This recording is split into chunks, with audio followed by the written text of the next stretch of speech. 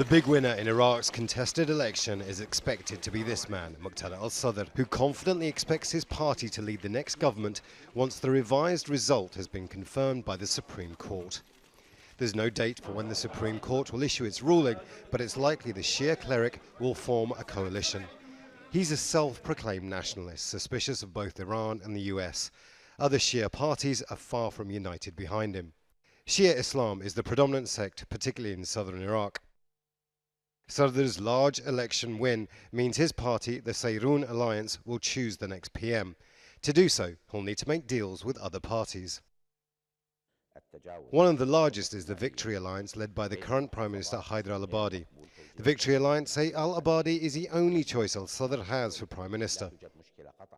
If there is a better candidate, we are open to any better candidate. However, I personally think he is in the right place, and the situation, we are in the right place to choose somebody who we know. I would like to see him in power. But al-Sadr is looking beyond just his Shia base for coalition partners. Because of his nationalist stance, the Communist Party of Iraq has joined forces with him. This kind of alliance between communists and the Islamic movement is probably surprising to many people.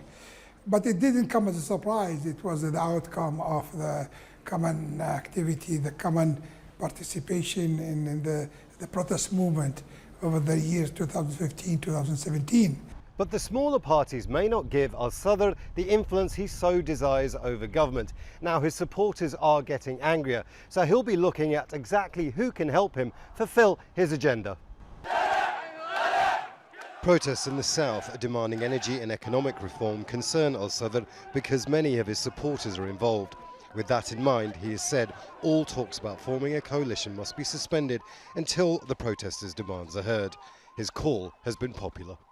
Political observers, however, believe that Iraq is headed once again for a period of political instability that could be dangerous. If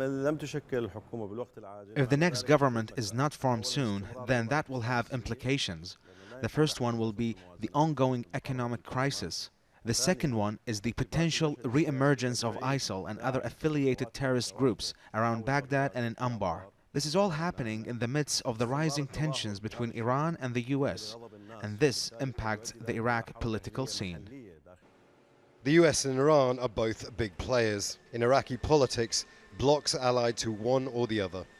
Any government will have to balance its relationship with the Americans and the Iranians to try and stop Iraq from becoming a political battlefield by proxy, as well as managing the demands of the Iraqi people. Imran Khan, Al Jazeera, Baghdad.